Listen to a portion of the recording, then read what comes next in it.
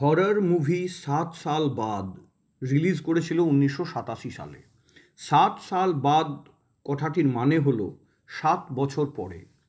এই সিনেমাটির কাহিনী একটি Hollywood horror movie Friday the 13th কাহিনীর দ্বারা প্রভাবিত ছিল।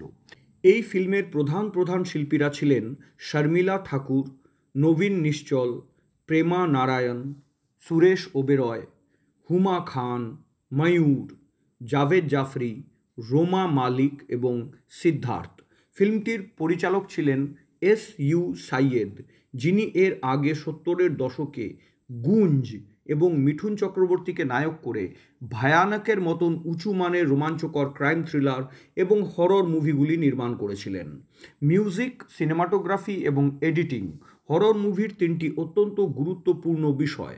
ফিল্ম ৭ সাল বাদের সঙ্গীত পরিচালক ছিলেন রাজকমল, ক্যামেরা বা সিনেমাটোগ্রাফির দায়িত্বে ছিলেন ওম বেহেল এবং ফিল্মটিকে এডিট বা সম্পাদনা করেছিলেন হরিশ চৌধুরী। সিনেমাটির কাহিনী, চিত্রনাট্য এবং সংলাপ লিখেছিলেন সুরুর সুভাষ। সিনেমাটার গল্পটা ছিল অনেকটা এইরকম।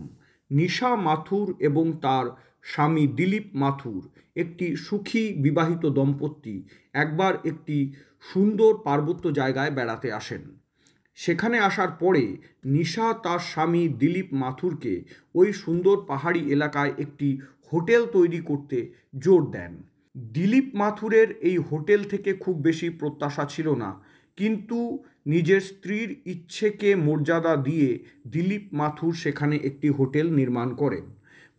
প্রথমে সেখানে কেউ থাকতে আসে না, কিন্তু শীঘ্রই বেশ কিছু তরুণী সেই হোটেলে থাকতে আসে এবং তাদের সাথে আসে আরও কিছু ব্যক্তি, যেমন একজন হলেন দীপক খান্না।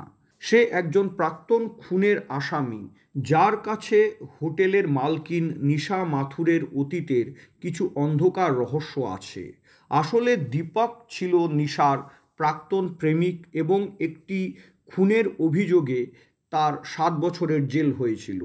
আসলে দীপক এমন একজন ব্যক্তিকে হত্যা করেছিল যে নিশার শ্লীলতাহানির চেষ্টা করেছিল।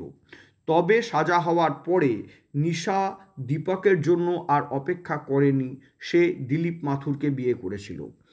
আর একজন পুলিশ ইন্সপেক্টর প্রায়শই এই হোটেলে আসে, যে সবসময়ই এই হোটেলে থাকতে আসা মানুষজনকে হোটেলে থাকতে বা বুকিং করতে নিরুৎসাহিত করে। এবং আসে লিজা নামের একজন তরুণী সাংবাদিক। এরপরেই ঘটনা অন্যদিকে মোড় নেয়। শুরুর দিকে প্রথম কয়েকদিন ঠিকঠাক থাকলেও আচমকাই ঘটনা অন্যদিকে মোড় নেয়।